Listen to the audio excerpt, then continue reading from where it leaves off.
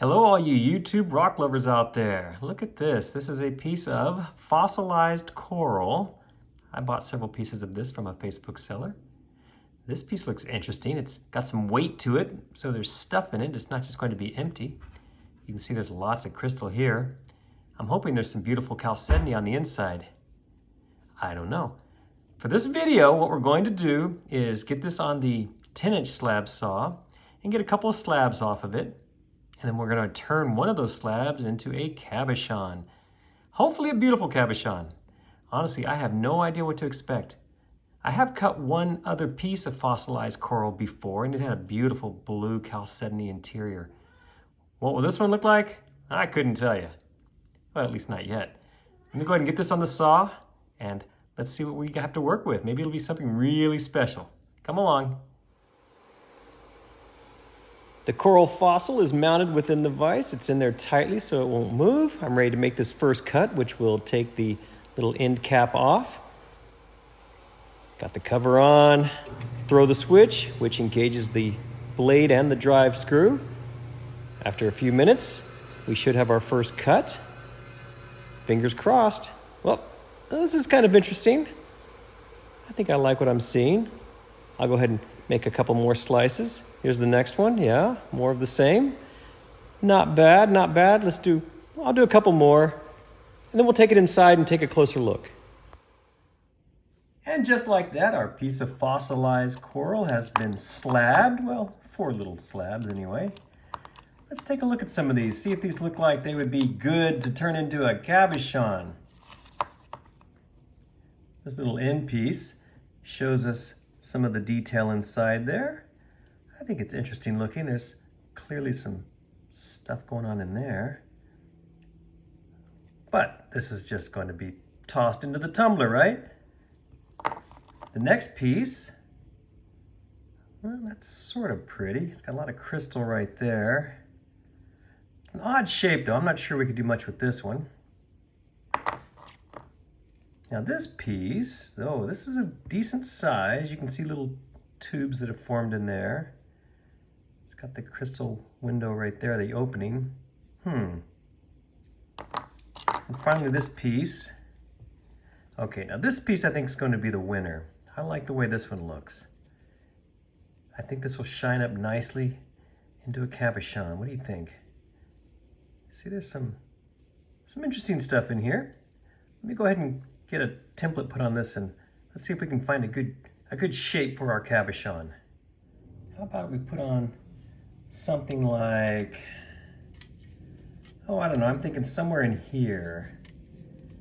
That way we capture that darker half and then the crystal half and a few of the little details that are contained therein. What do you think? All right, let's trace this out here. All right, what is this going to look like? Let's see. Whoop, whoop, whoop, not doing a good job tracing. That's okay, that'll all be cleaned up a little bit later.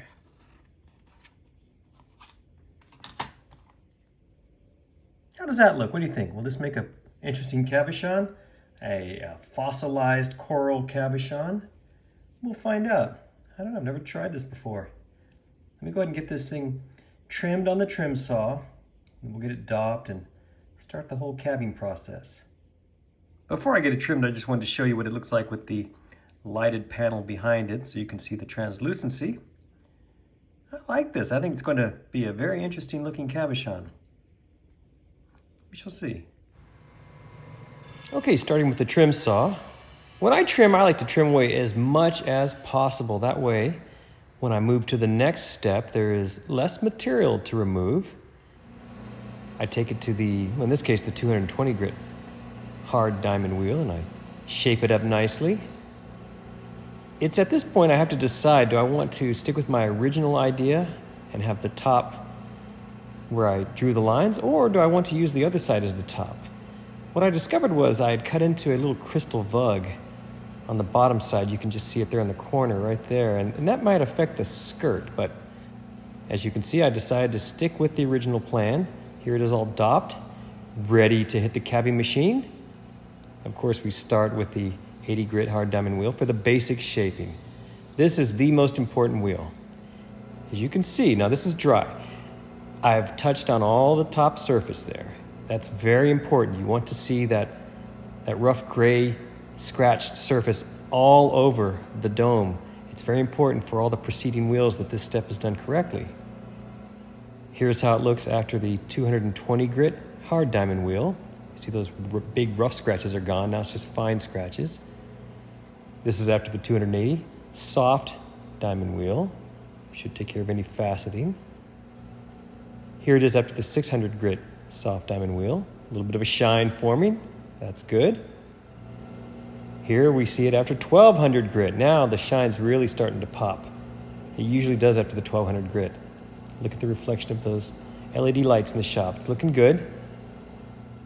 Now you see it after the 3000 grit. This is the last wheel on the machine, and the shine looks really good. I could stop at this point, get it off the dop stick, and, well, set it in jewelry if that was my intention.